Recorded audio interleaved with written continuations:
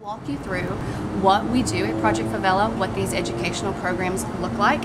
As you see, we are here on our street, which is called Hula Trampoline. This is the street that all of our volunteers live upon.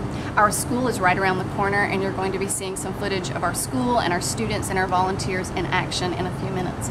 But let me take a few moments to talk you through the educational programming that I designed and piloted in June of 2015. We are now in February of 2016, and we are seeing phase 2 of our project of this programming being implemented. We serve a variety of people from grade kindergarten to adult, and we have a variety of different programs. So I'm going to kind of walk you through a typical day at Project Favela, what we do, why we do it, and how we do it. The first thing that we do in the morning is we have a before school program. This is for children who attend public school in the afternoon, because in Rio you do not attend school if you're a child all day long because of overcrowding and just because of lack of resources. So children either go to school in the morning or they go to school in the afternoon.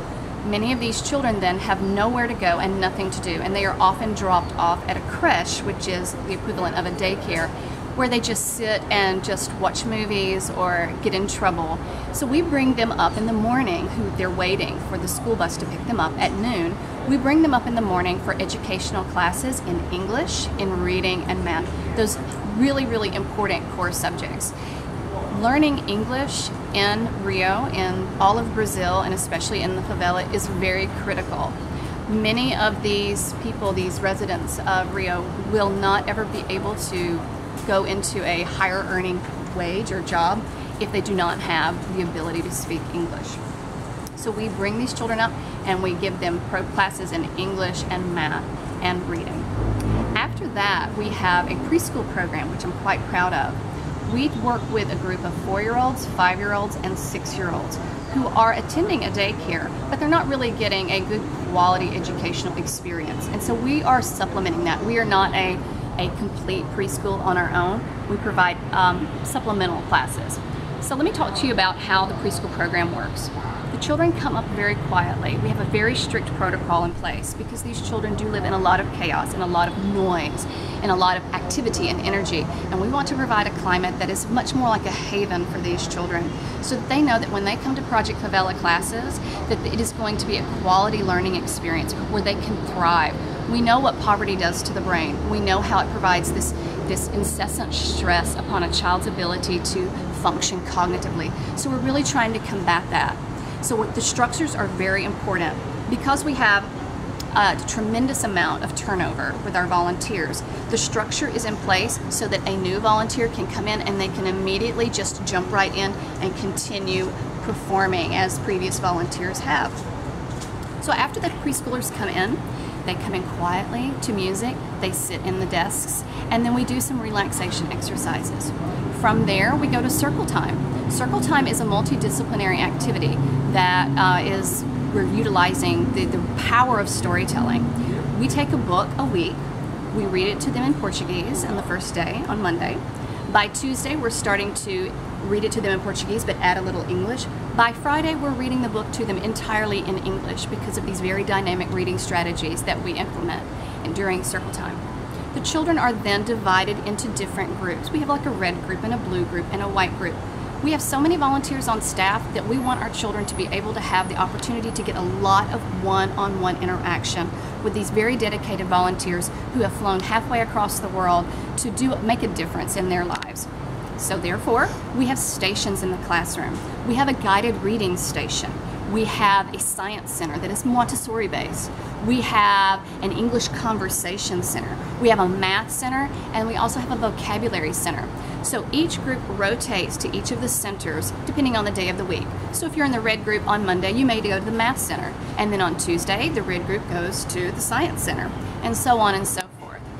After the preschool program, we have an after-school program, which is the exact same thing as with the before-school program.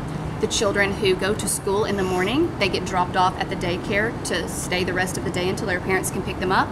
We bring them upstairs and we provide educational programming in English, reading, and math.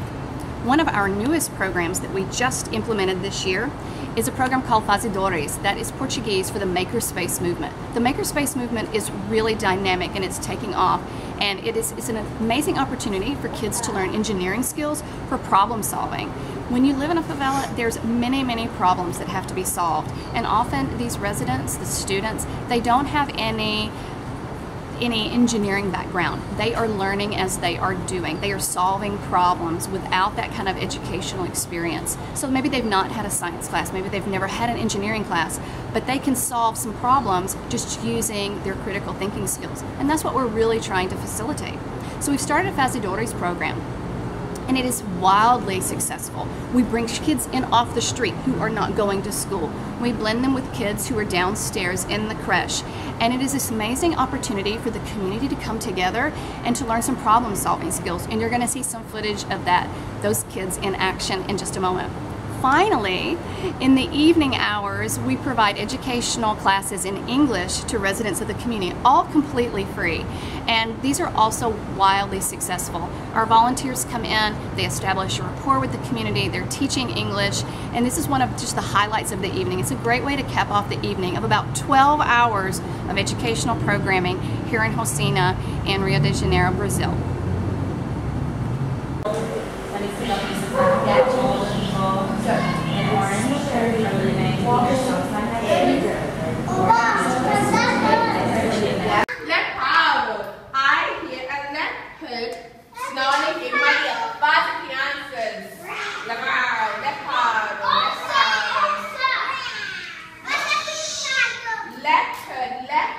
What do you hear?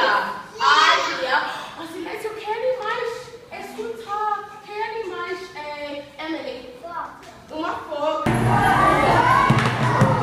Dot. Simon. Dot. Pedro. Dot has a hat. Dot has a hat. Dot